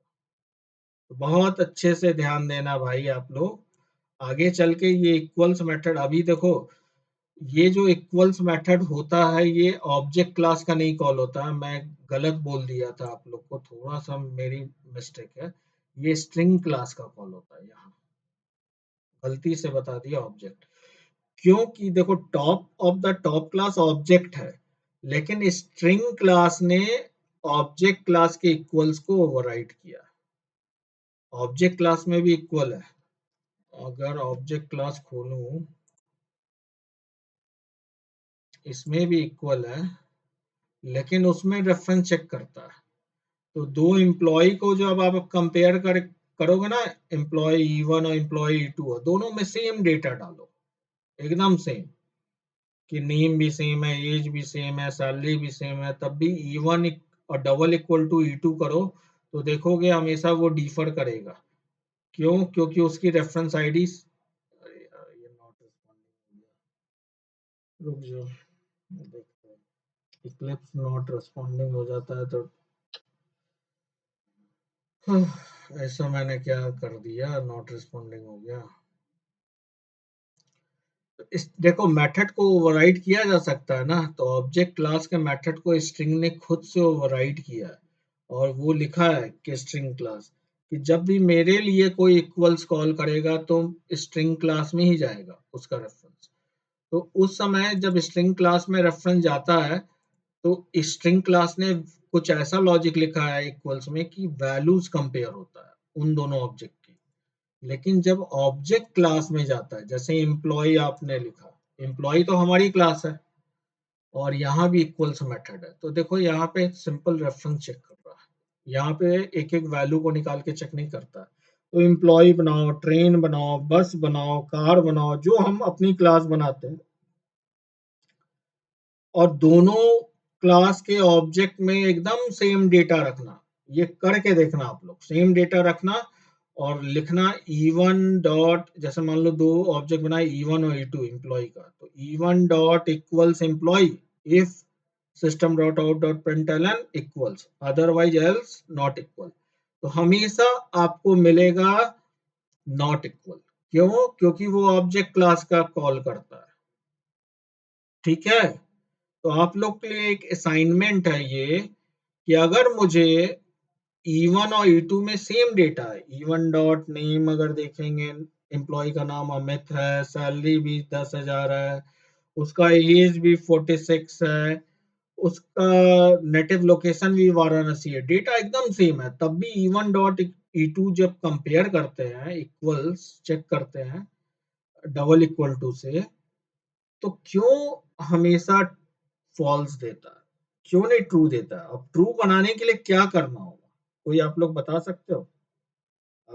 है एक्चुअल में E1 और E2 तो दोनों सेम डेटा रख रहा है ना, नाम भी सेम है, एज भी सेम है, मान लो 4 फील्ड है, नेम, एज, सैलरी और लोकेशन, सब कुछ सेम है E1 में और E2 में, तब भी वो फॉल्स देता है। रीजन क्या है? क्योंकि इक्वल्स मेथड लगाओ या डबल इक्वल टू लगाओ, दोनों केस में वो फॉल्स ही देगा।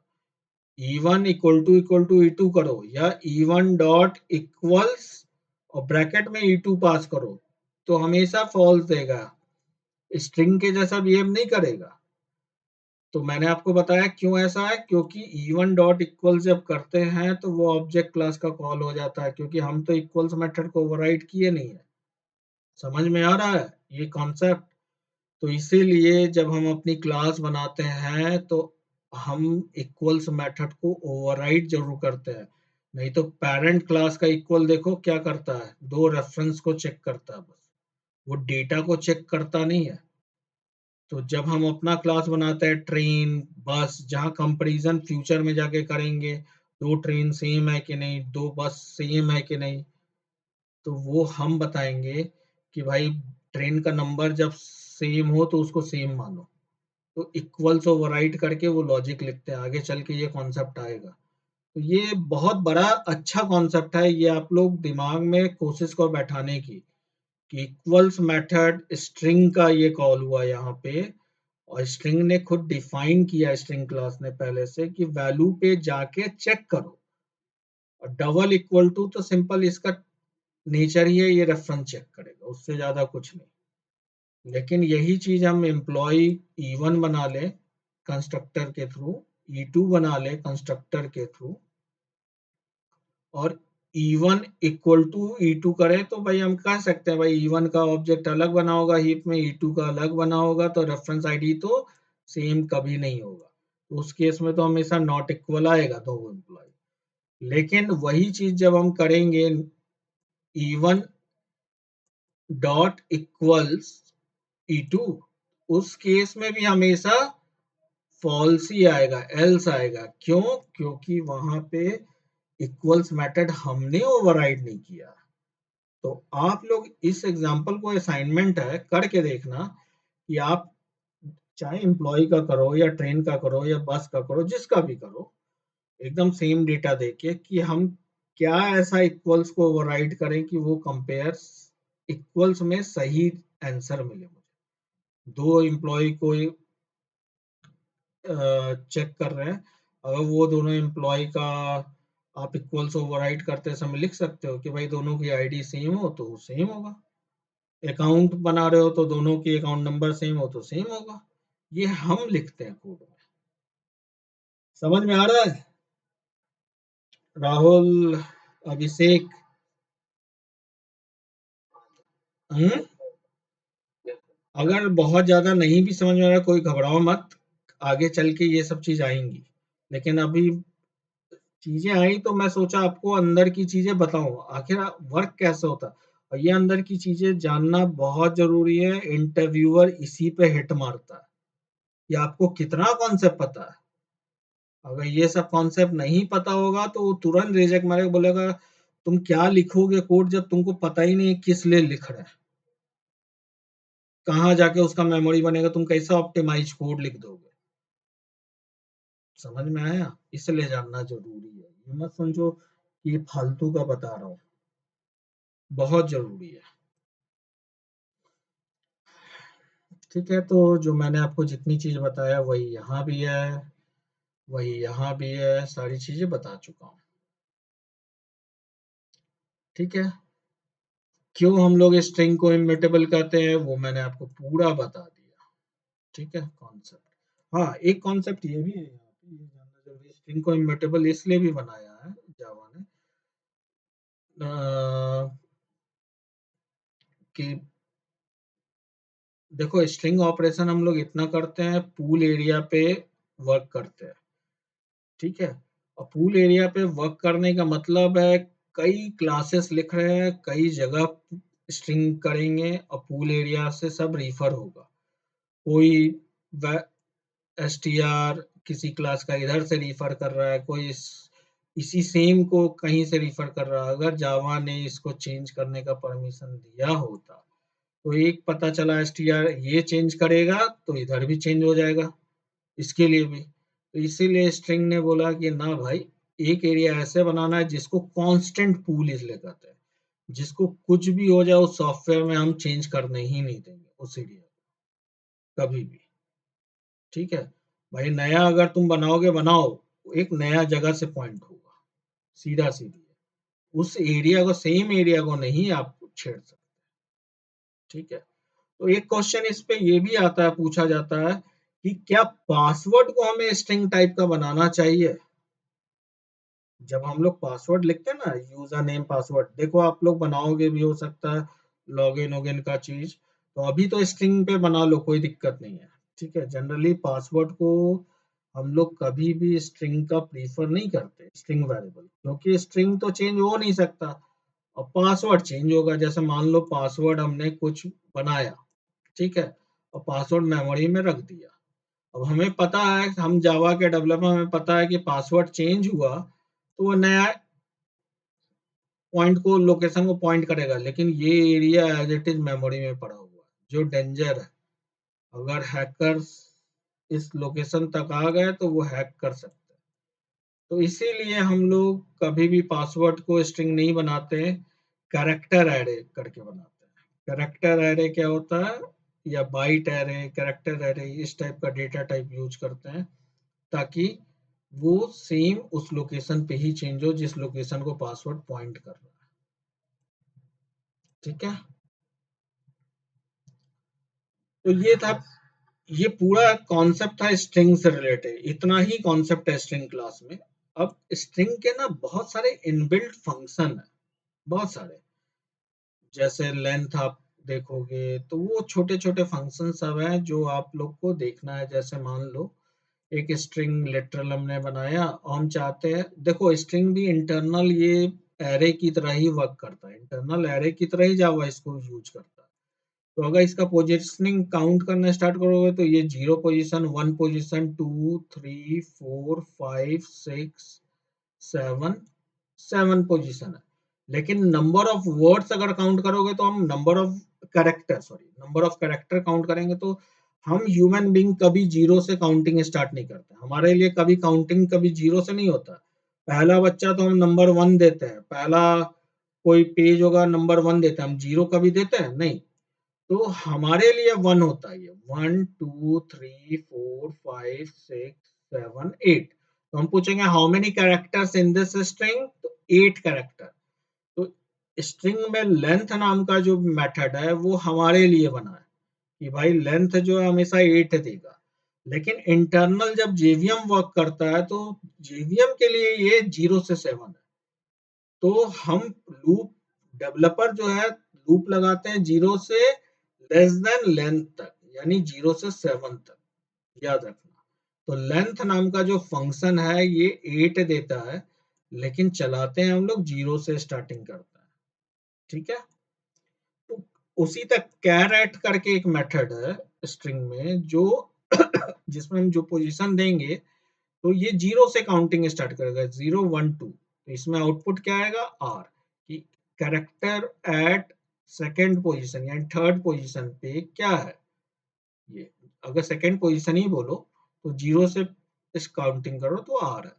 तो एक एक कैरेक्टर लूप में चला के एक एक कैरेक्टर पोजीशन से आप वैल्यू निकाल सकते हो। लूप में, फॉर लूप में 0 से लेकर लेंथ तक चलाओ और एक एक कैरेक्टर की वैल्यू निकाल सकते हो। तो कैरेक्टर बाय कैरेक्टर भी आप स्ट्रिंग में इस तरह से यूजिंग कैर एट फंक्शन आप प्ले कर सकते हो और कैरेक्टर वेरिएबल में स्टोर कर सकते हो। उसी तरह रिप्लेस होता है। रिप्लेस में क्या होता है, आप लोग ये सब सी में यूज किए होंगे कहीं प्रोग्रामिंग में, कि ओल्ड स्ट्रिंग दो, न्यू स्ट्रिंग दो। तो वो देखता है कि ओल्ड स्ट्रिंग जितना दिए हो उतना चीज अगर नया स्ट्रिंग से जो भी ओरिजिनल स्ट्रिंग है उसमें रिप्लेस करेगा सीधे सीधे। जैसे मान लो आई एम अमित बोल रहा हूँ और मैं बोलता हूँ ये एसटीआर में स्टोर है, एसटीआर में हमने आई एम अमित को स्टोर किया, या एयरप्लेन ही है। अब हम चाहते हैं यहाँ रिप्लेस यूज करना। तो रिप्लेस में क्या पैरामीटर होगा, दो पैरामीटर होगा। इन्वोकिंग ऑब्जेक्ट एक्स हो गया यहाँ, जिससे इन्वोक कर रहे हैं, जिससे इन्वोकिंग ऑब्जेक्ट एक्स के लिए रिप्लेस कॉल किया, दो पैरामीटर पास किया। फर्स्ट पास कर रहे हैं कि रिप्लेस किस स्ट्रिंग से करना है। तो मान लो हमने बोला आई आर को डब्ल्यू से कर दो, तो वो आई आर को ढूंढेगा और डब्ल्यू ओ कर देगा। तो अल्टीमेटली एक्स में क्या आ जाएगा, ए डब्ल्यू ओ प्लेन। ठीक है, सब स्ट्रिंग क्या करता है, एक स्ट्रिंग से किस पोजीशन से स्टार्ट करके और कितने कैरेक्टर तक हमको निकालना है, मतलब बीच का स्ट्रिंग। तो हम बोलते हैं जैसे मान लो सेकंड पोजीशन से स्टार्ट करो, यानी आर से स्टार्ट करो और दो कैरेक्टर और निकालो। तो 1 और 2 आर पी तक जाएगा, वो निकाल के दे देगा। तो सब स्ट्रिंग में हम 2 पोजीशन देते हैं, एक स्टार्टिंग कैरेक्टर कहाँ से स्टार्ट करो, और दूसरा देते हैं नंबर ऑफ कैरेक्टर वहां से कितना निकालो। ठीक है, तो ये सारे मेथड जो है आपको आराम से जावा के फंक्शंस में दिखेंगे। ठीक है, तो मैं जैसे कोई एग्जांपल खोलता हूँ, किसी ना किसी में अब यूज किया होगा, मुझे याद नहीं, जैसे अकरेंसेस ऑफ वर्ड। मैंने जो जावा का आप लोग को एग्जांपल दिया होगा, प्लीज आप लोग स्ट्रिंग के बहुत सारे एग्जांपल पैरेलल कीजिएगा। ये मैंने एक असाइनमेंट का रेफरेंस भी दिया है, क्योंकि इंटरव्यू में मोस्टली 1 या 2 क्वेश्चन पूछता ही पूछता है। ऐसा कोई इंटरव्यू नहीं है जिसमें स्ट्रिंग के आपसे प्रोग्राम ना लिखा है। बोलेगा पैलिंड्रोम स्ट्रिंग है कि नहीं, बहुत तरह के। तो ये प्रैक्टिस करना होगा, आप यूजिंग जावा फंक्शन कर सकते हो।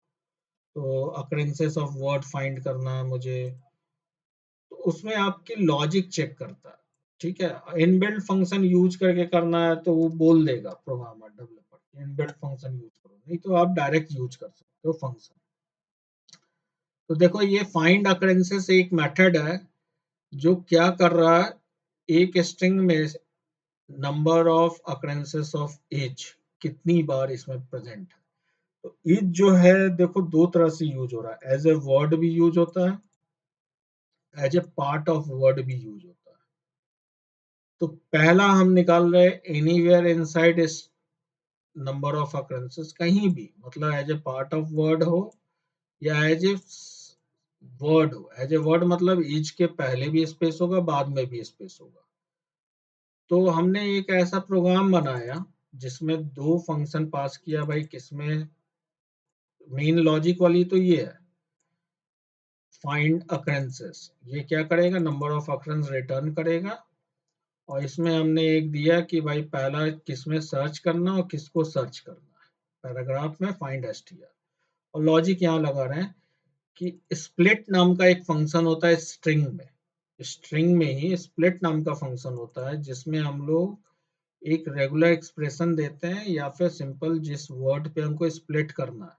तो हमने पहले यहाँ पे पास क्या किया है, ये ध्यान दो, फाइंड अकरेंसेस पैराग्राफ और फाइंड एसटीआर। फाइंड एसटीआर मतलब ईज जहां जहां मिले। तो ध्यान से देखो, जेवीएम ऐसे देखता चलेगा, ईज यहाँ मिल गया, एक ये स्ट्रिंग का बनाया पार्ट, दूसरा यहाँ मिला, दूसरा स्ट्रिंग का पार्ट बनाया, तीसरा यहाँ मिला, यहाँ से चलता जा रहा है, चलता जा रहा है, चलता जा रहा है, चलता जा रहा है, और जाके यहाँ मिला, चौथा ये बनाया, पांचवा ये चलता जा रहा है, चलता जा रहा है, चलता जा रहा है, और देखिएगा जहां भी एज, एज यहाँ, पांचवा ये पोर्शन मिला, और उसके बाद यहाँ से यहाँ यहाँ चला पूरा।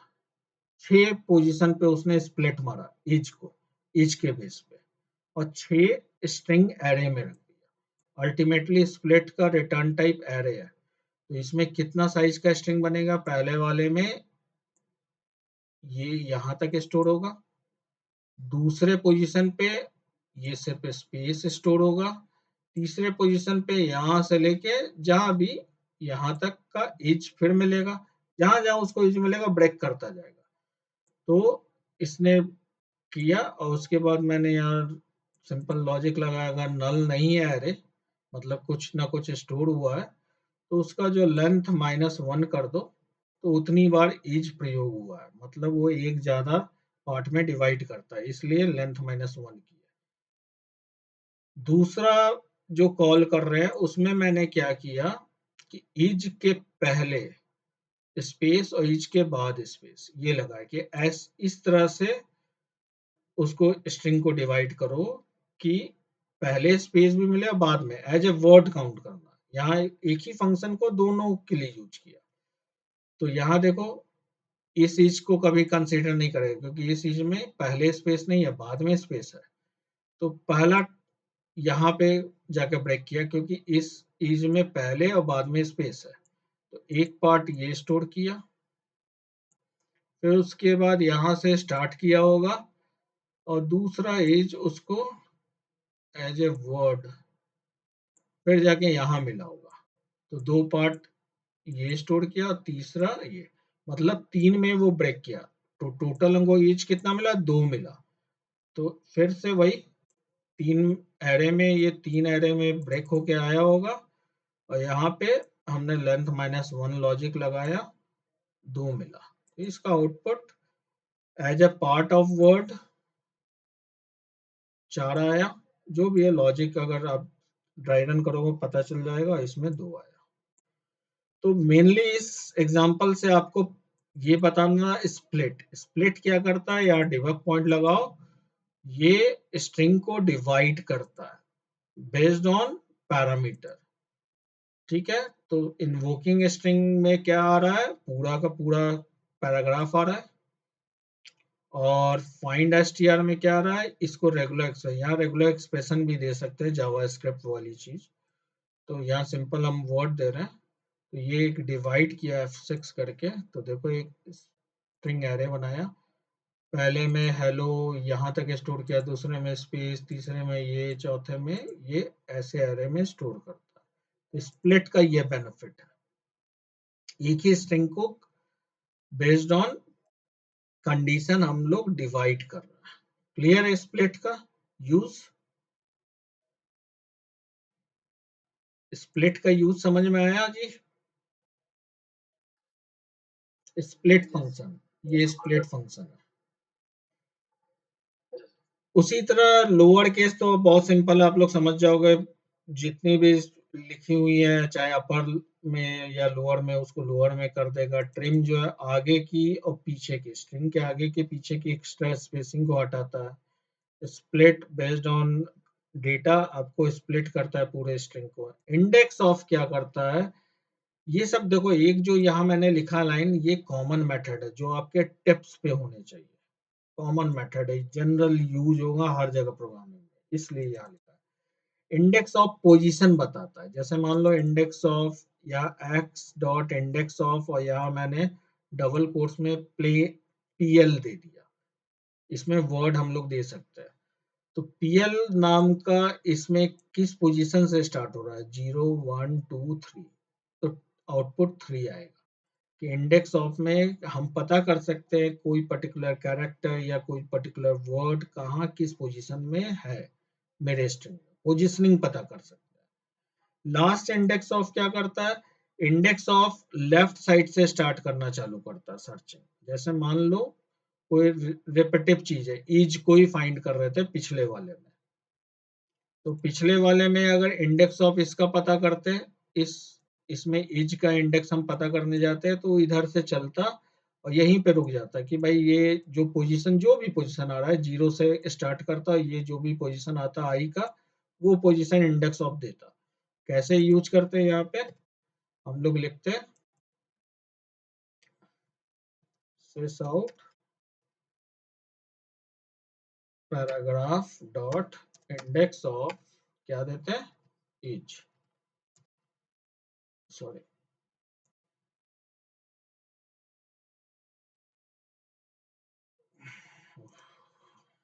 Index of.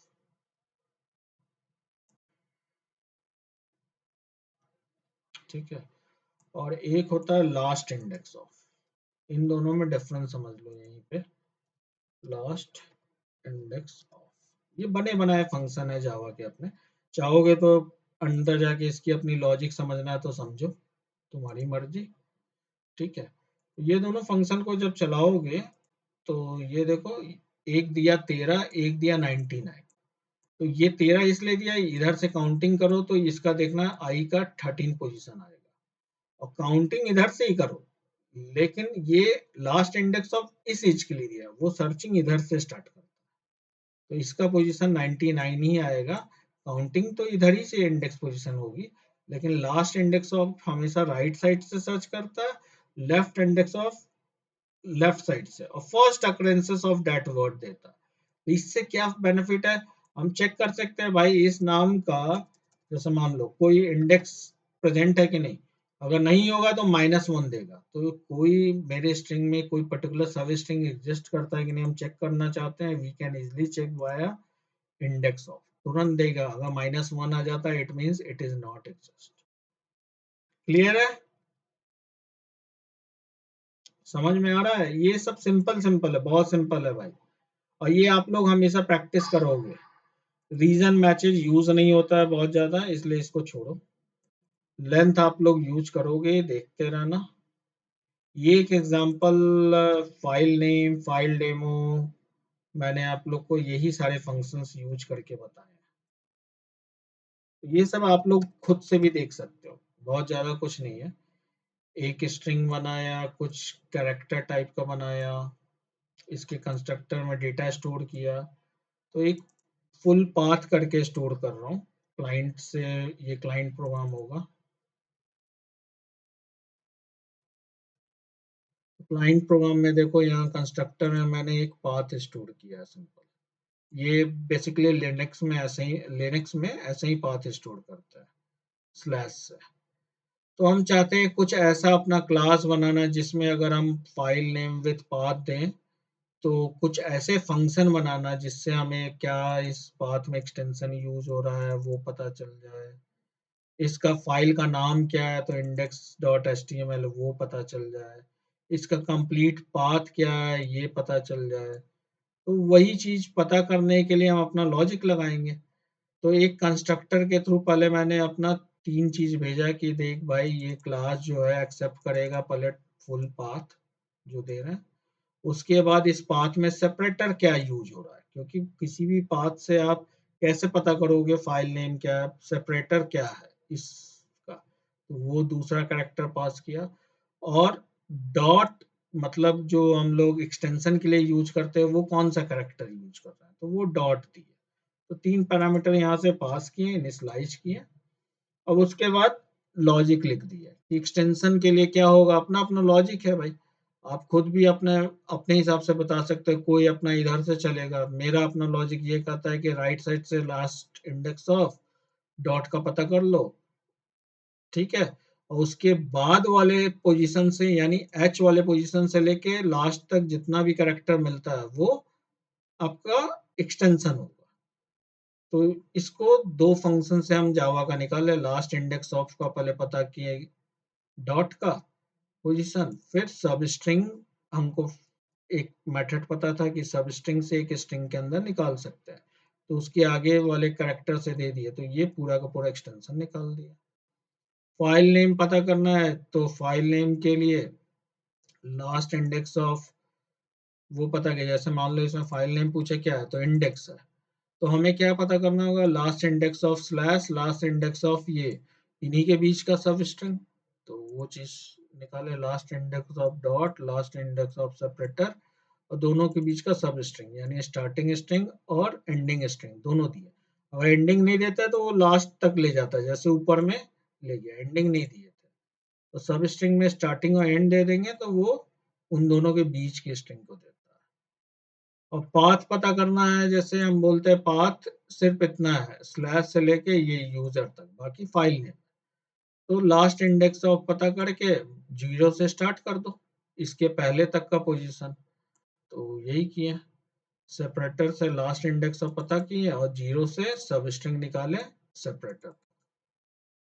क्लियर है। तो ये लॉजिक, ये जो फंक्शंस है, हम अपने हेल्प के लिए कल को प्रोग्राम बनाना, सॉफ्टवेयर बनाना हम यूज करेंगे। समझ में आ रहा है कैसे यूज करेंगे, वो मैंने आपको एग्जांपल दिखाया। ठीक है, राहुल, अभिषेक, एक ये एग्जांपल छोड़ देना। स्ट्रिंग टोकेनाइजर अब यूज नहीं होता है क्योंकि स्प्लिट को यूज करता है, स्ट्रिंग को अलग अलग पार्ट अब ये कोई नहीं पूछता है, तो ये सब छोड़ देना, ये पुराना पैटर्न।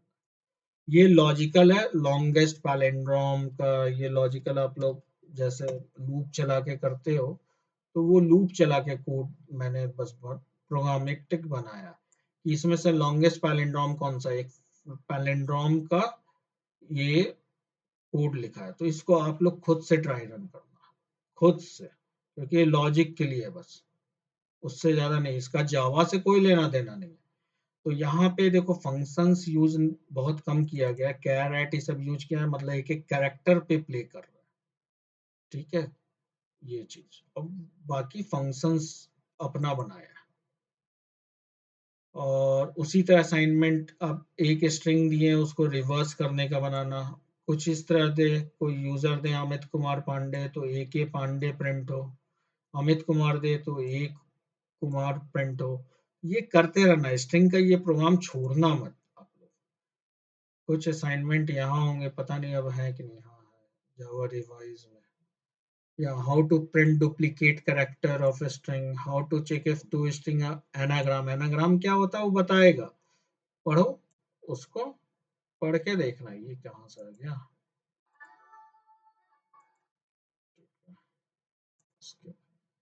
एनाग्राम क्या होता है तो मजा आएगा। ये धीरे धीरे 1-2 दिन का काम नहीं है, ये आप लोग करते रहोगे।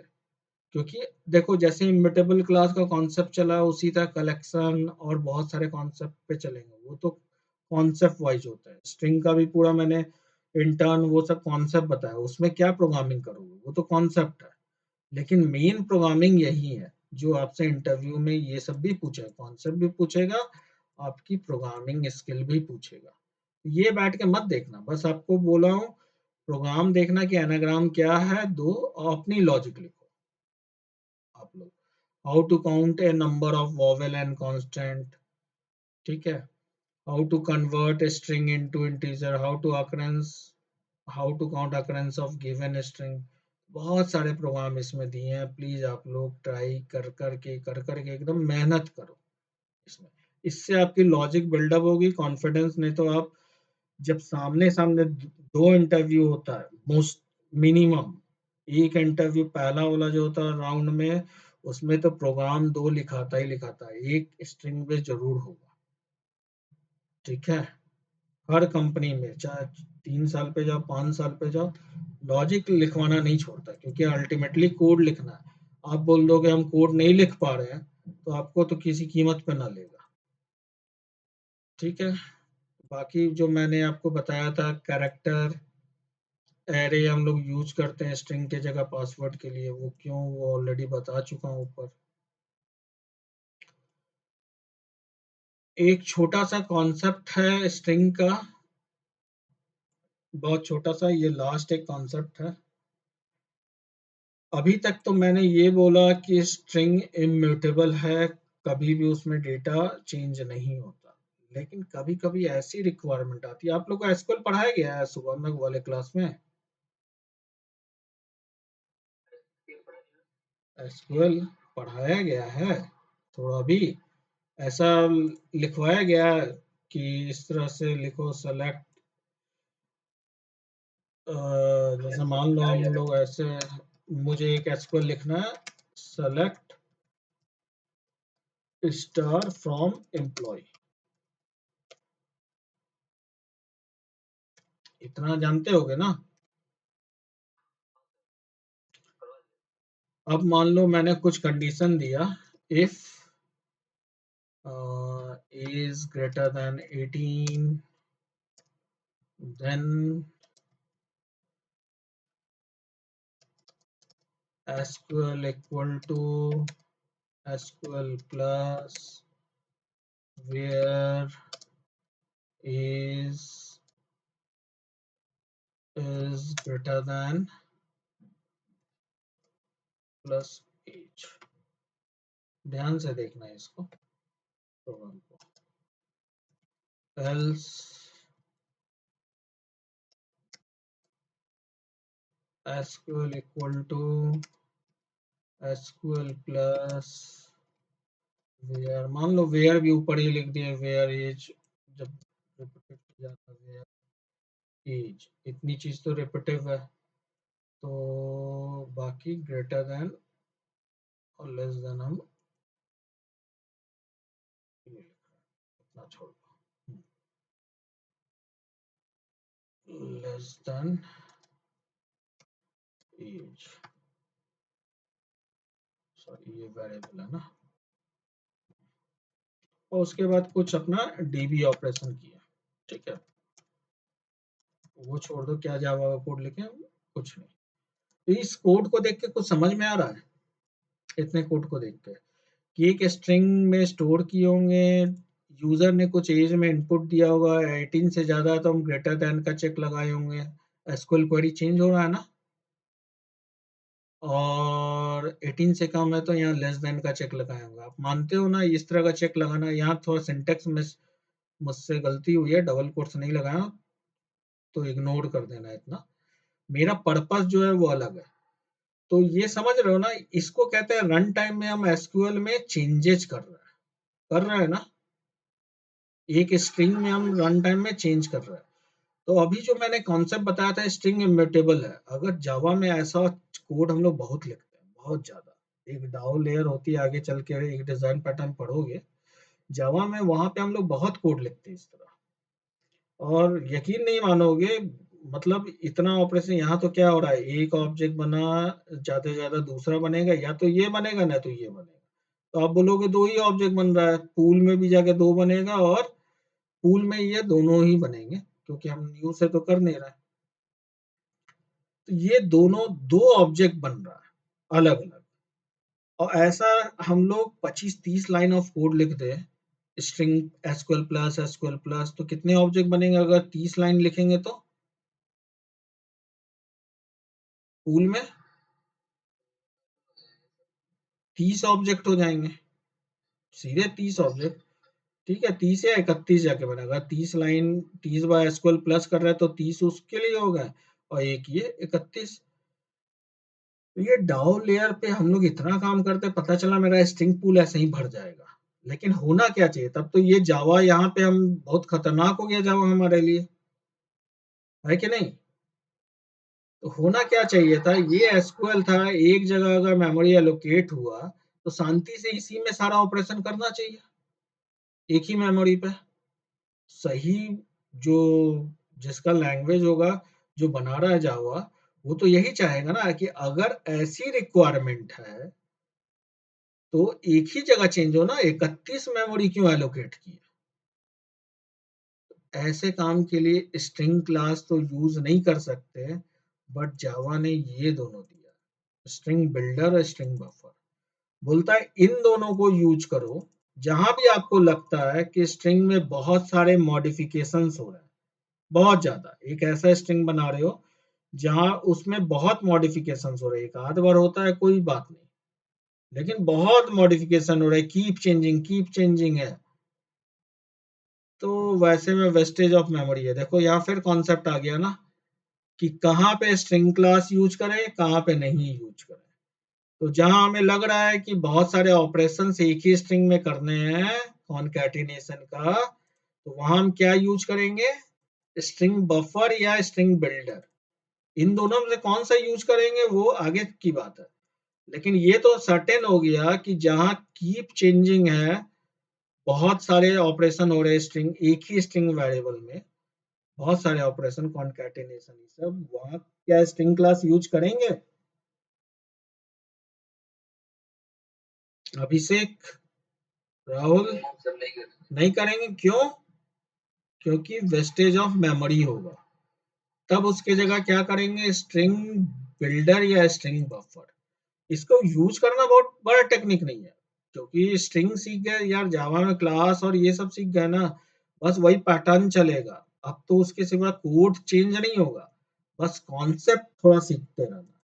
इसको यूज करने में तो इनबिल्ट मेथड सब है, मस्त आराम से यूज कर लोगे। लेकिन यूज कैसे करते हैं, देखो जैसे एक स्ट्रिंग बनाया, स्ट्रिंग बिल्डर का न्यू करके कीवर्ड बनाया, स्ट्रिंग को पास कर दिया। अब उसके बाद इस ऑब्जेक्ट रेफरेंस से चाहे स्ट्रिंग को रिवर्स कर लो, उसमें कुछ नया चीज ऐड करना है, जैसे ऐड करना है यहाँ पे अपेंड, अपेंड करके मेथड देता है। ये प्लस प्लस नहीं करेंगे, वहां इसका मेथड को यूज करेंगे, इस क्लास की एसबी की मेथड होती है अपेंड करके, तो इनकी मेथड को ही यूज करेंगे। रिवर्स हुआ, अपेंड हुआ, तो अपेंड अपेंड करते जाएंगे। वो एक ही मेमोरी लोकेशन जहां पे इस स्ट्रिंग को बनाया होगा, बिल्डर का ऑब्जेक्ट बनाया होगा, उसी मेमोरी लोकेशन में बस चेंज करेगा, कहीं और चेंज नहीं करेगा, पूल वूल में जाके नहीं बनाएगा। ठीक है, वो शांति से एक ही लोकेशन में चेंज करेगा, वेस्टेज ऑफ मेमोरी नहीं होगा। तो स्ट्रिंग बिल्डर और बफर दोनों में एक ही तरह का मेथड है। लेकिन बात आती है स्ट्रिंग बिल्डर कब यूज करें, स्ट्रिंग बफर कब यूज करें। तो मैंने आप लोग को पिछले कुछ क्लासों में ये बताया था शायद कहीं, क्या चीज़ थ्रेड सेफ है, क्या चीज़ नहीं थ्रेड सेफ है, याद करो। कुछ बैंक से रिलेटेड बताया था एग्जाम्पल लेके। एक हस्बैंड है, एक वाइफ है, दोनों क्या है, एक ही अकाउंट ऑब्जेक्ट के दो अलग अलग, एक ही ऑब्जेक्ट है उनका, दोनों का सेम अकाउंट है, एक ही ऑब्जेक्ट है, और दो अलग ऑपरेशन कर रहे हैं। एक नेट बैंकिंग कर रहा है, एक एटीएम से निकाल रहा है, एक ही समय विड्रॉ कर रहा है, डिपॉजिट कर रहा है। लेकिन वहां अगर सही से इम्प्लीमेंटेशन नहीं करेंगे तो दो ट्रांजेक्शन मतलब दो थ्रेड कहे जाते हैं जावा के। जावा मल्टी थ्रेडिंग में काम करता है। तो मल्टी थ्रेडिंग में क्या वहाँ थ्रेड सेफ है, थ्रेड सेफ नहीं है, ये वर्ड अभी बहुत आने वाली भी है और पूरे कलेक्शन में आएगी। तो हम लोग जब भी प्रोग्रामिंग करते हैं, थ्रेड सेफ्टी और थ्रेड सेफ्टी नहीं है ये सोच के जरूर करते हैं कि भाई जो हम प्रोग्राम लिख रहे हैं क्या मल्टीपल थ्रेड्स के लिए कॉल होंगे, एक ही सेम ऑब्जेक्ट मल्टीपल थ्रेड्स के लिए कॉल होंगे। मल्टी थ्रेडिंग में अच्छे से देखेंगे इसको, लेकिन फिलहाल इतना समझो कि थ्रेड सेफ्टी और थ्रेड नॉट सेफ इसके लिए बात कर रहे हैं। तो हम लोग हमेशा कोशिश करेंगे कि थ्रेड सेफ जहाँ एनवायरनमेंट है, जहाँ थ्रेड सेफ एनवायरनमेंट है, मतलब कोई बिंदास तब तो कुछ भी यूज करो, वहाँ एकदम सेफ है, थ्रेड मल्टीपल थ्रेड हिट ही नहीं कर रहा है। लेकिन एक ही ऑब्जेक्ट पे मल्टीपल थ्रेड जैसे ही हिट करते हैं, ऐसा कुछ कोड लिखा हमने, मल्टी थ्रेडिंग का कोडिंग होता है, मल्टी थ्रेड अगर लिख दिया तो वो थ्रेड सेफ एनवायरनमेंट नहीं होता है, क्योंकि एक साथ कई ट्रांजेक्शन परफॉर्म होने के लिए भेज दिया, एक ही लोकेशन पे, एक ही रूम पे कई रेंटर को तुमने एलोकेट कर दिया, तो झगड़ा तो होगा।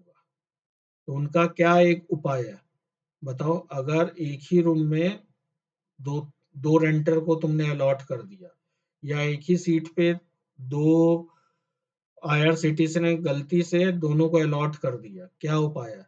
आपस में वो म्यूचुअल अंडरस्टैंडिंग बना के रूम शेयर करके रहें, तभी एक उपाय है। और नहीं तो बर्थ को शेयर करके रहें, ठीक है। तो वहाँ शेयरिंग होती है, तो यहाँ भी उसी तरह का फिर उपाय होता है। थ्रेड अगर मल्टीपल थ्रेड जाते हैं तो वहाँ शेयरिंग होती है कुछ रिसोर्सेज की, तो उस डायरेक्शन में अभी नहीं जा रहा हूँ। बस आपको बताने का मतलब यह था, कुछ ऐसी कोड पैटर्न हम यूज करते हैं जहाँ पे मल्टीपल थ्रेड रन करते हैं, जहाँ मल्टीपल थ्रेड नहीं रन करते, हमें लगता है सिंगल थ्रेड रन कर रहा है। वो कैसे, धीरे धीरे अभी नहीं पहचान में आएगा आपको। तो जहाँ सिंगल थ्रेड रन कर रहे हैं वहां पे आप स्ट्रिंग बिल्डर यूज करो, मतलब string builder is not thread safe, ये थ्रेड सेफ नहीं है। इसलिए जहाँ सिंगल थ्रेड आपके रन करते हैं वहां पे स्ट्रिंग बिल्डर को यूज करो। लेकिन जहाँ मल्टीपल थ्रेड रन कर रहे हैं, जहाँ लगता है कि प्रॉब्लम्स आ सकती हैं, मल्टीपल थ्रेड और एक ही ऑब्जेक्ट पे वर्क कर रहा है, तो वहाँ स्ट्रिंग बफर यूज करते हैं। मतलब for sake of thread safety हम लोग हमेशा थ्रेड सेफ तरह का, तो जावा ने ये क्लास दिया कि जिस लाइन पे आप जिस मेथड में लगा रहे हो आपको पहचानना होगा कि वो थ्रेड सेफ है कि नहीं। अगर आपको लगता है वो थ्रेड सेफ है तो you can go with string builder, otherwise you can go with string buffer. तो आपका क्वेश्चन आएगा, सर हम सब जगह स्ट्रिंग बफर ही यूज कर ले, दिक्कत क्या है?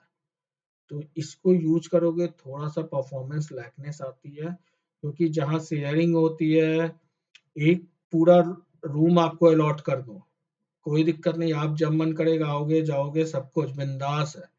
लेकिन अगर दो बंदे को एक ही रूम में अलॉट कर दो, शेयरिंग हो गई, झगड़ा होगा और आपस में मन मुटाव बहुत होता है, ठीक है। तो वही चीज है, यहाँ पे मल्टीपल थ्रेड एक ही रिसोर्स के लिए लगा देते हैं, एक ही रिसोर्स पे, और दोनों को अलग अलग रिसोर्स दे दिए, मतलब दोनों को अलग अलग रूम दे दिए दो थ्रेड को, तब तो कोई झगड़ा ही नहीं है, दोनों बिंदास, दोनों के पास चाबी है, अपना अपना रूम में जाओ भाई। लेकिन एक ही रूम का एक्सेस दिए दोनों को ना, तो वहीं झगड़ा है। तो वैसे कोड हम लोग बहुत लिखते हैं, क्योंकि देखो ऐसा एग्जांपल एक आप लोग को दे रहा हूँ, जैसे प्रिंटर है, एक ऑफिस में या आपके कॉलेज में एक ही प्रिंटर है, ठीक है, लाइब्रेरी में। अब वहां पे प्रिंट प्रिंसिपल का भी आ रहा है, डायरेक्टर का भी आ रहा है, क्लासरूम का भी आ रहा है, कई सारे आएंगे ना। एक रिसोर्स कई जगह से आ रहे हैं ट्रांजेक्शन, तो वहां पे किसका पहले एक साथ प्रिंट आ गया, किसका पहले प्रिंट निकले, तो वहां जिसने प्रिंटर का सॉफ्टवेयर बनाया होगा उसने लिखा होगा, क्यू रखा होगा, ये प्रिंट अभी क्यू में है, तो मैकेनिज्म लगाया। वहां आप लोग जो पढ़े हो ना, क्या बोलता हूँ, ये डेटा स्ट्रक्चर, डेटा को ऑर्गेनाइज करना, तो जब ऐसा सिनेरियो आया, ऐसा नहीं हुआ झगड़ा, भाई सॉफ्टवेयर में झगड़ा नहीं कराएंगे, हम उसका मैकेनिज्म लगाएंगे उसको रिजॉल्व करें, तो वहां क्यू लगाया। तो ऐसे कोड हम सब लिखते हैं, तो वहां भी जावा में अगर मान लो सॉफ्टवेयर बना होगा, तो उसमें उस सेक्शन का कोड वो स्ट्रिंग बफर पे लिखा होगा, क्योंकि मोर देन वन ट्रांजेक्शन आ रहे हैं, और एक ही रिसोर्स, रिसोर्स मतलब एक ही प्रिंटर के लिए आ रहे हैं। अगर सबको अलग अलग प्रिंटर दे दो, कोई झगड़ा है? कोई झगड़ा नहीं है, सबका मस्त। लेकिन उसमें क्या है भाई, वेस्टेज ऑफ रिसोर्स होगा, खाली समय पर पड़ा रहेगा आपका बहुत सारा प्रिंटर। हो सकता है कुछ प्रिंटर तो कभी जिंदगी में यूज ही ना हो, ठीक है, लेकिन शेयर्ड रिसोर्स रहता है जिसका कम यूज है, हम ह्यूमन लोग यही मैनेज करते हैं ना लाइफ टाइम में हर जगह। रिसोर्स जिसका यूज कम है उसको शेयर कर दो, जो कॉस्टली है, और जो सस्ता रिसोर्स है उसको हर को दे दो। तो वही प्रोग्रामिंग में भी होता है जी, ठीक है। तो प्रोग्रामिंग में भी ये सब, तो इसका टर्म आता है थ्रेड सेफ और not thread safe. Thread safe वो हुआ जो जहां झगड़ा कुछ ना हो, वो थ्रेड सेफ, सिंपल है। सिंपल एक वर्ड याद रखो, जहां झगड़ा नहीं होगा, कोई चांसेस ही नहीं है झगड़ा होने का, वो थ्रेड सेफ है, तो वहां स्ट्रिंग बिल्डर यूज करें। लेकिन जहां झगड़ा होने की पॉसिबिलिटी है, पॉसिबिलिटी है, झगड़ा ना हो पाए ऐसा कोड हम लिखेंगे, उसके लिए सब दिया है क्लासेस और सब चीज। क्योंकि झगड़ा होगा तो हमारे सॉफ्टवेयर का क्या आउटपुट है, झगड़ा होगा तो सॉफ्टवेयर बंद हो जाएगा, करप्ट हो जाएगा, डेटा गलत होगा, यही है गलतियां, ठीक है। तो वैसा काम ना हो, तो वैसे कई क्लासेस दी हैं, सिर्फ स्ट्रिंग में नहीं है, आगे चल के कई कलेक्शन में भी आएगा, thread safe, not thread safe, तो वहां स्ट्रिंग बफर यूज करेंगे। समझ में आया? ठीक है। तो ये thread safe not thread safe बहुत बार कलेक्शन में आगे बहुत जगह यूज होगा, पूरी जावा वर्ल्ड में जब तक हम लोग आप लोग के साथ एसोसिएट होंगे, आप सॉफ्टवेयर लाइन में भी जाओगे, कभी नहीं छोड़ेगा ये थ्रेड सेफ अपडेट, ये याद रखना, ठीक है। तो ठीक है, बहुत अच्छा। आप लोग को आई थिंक एक्सेप्शन हैंडलिंग का थोड़ा ओवरव्यू सुबह वाले क्लास में भी मिला होगा, नेक्स्ट क्लास में बताऊंगा, लेकिन मैंने सुना है कुछ मिला है ना ओवरव्यू। हेलो, लग रहा है ओवर शूट हो गया ना आज। हम्म। हाँ, कुछ मॉर्निंग के क्लास में कुछ बताया है ना संजीव ने? कोई नहीं, नहीं भी बताया बताया कोई अंतर नहीं पड़ता। हाँ, ठीक है, वो मैंने बोला हुआ है। जो देखो कुछ पोर्शन ऐसे होते हैं, कुछ टॉपिक ना, जैसे डेटाबेस कनेक्टिविटी वो करा रहा होगा, तो वो अपना एरिया का उसका जो वेब का है वो चीज सिखाने के लिए उसको थोड़ा बताना होगा, वो कुछ चीजें आपको बता के चला जाएगा, आगे बढ़ जाएगा। एक्सेप्शन हैंडलिंग में कुछ पोर्शन आपको बता के, क्योंकि यूआई चीजें आपको बतानी है तो वो बताएगा। लेकिन जब मैं धीरे धीरे चल रहा हूँ तो मैं अपनी फ्लो में कोर जावा की वो सारी चीजें कवर करता हुआ चलूंगा, ठीक है, फुल। यहाँ जो बताऊंगा ये पूरा कंप्लीट बताऊंगा, एकदम सॉलिड एंड तक बताऊंगा, उसमें घुस के, ठीक है। चलो, मजा आया क्लास में? ठीक है, ठीक है, चलो अच्छा है, करो, सीखो, और मैं वीडियो शेयर करता हूँ इसका।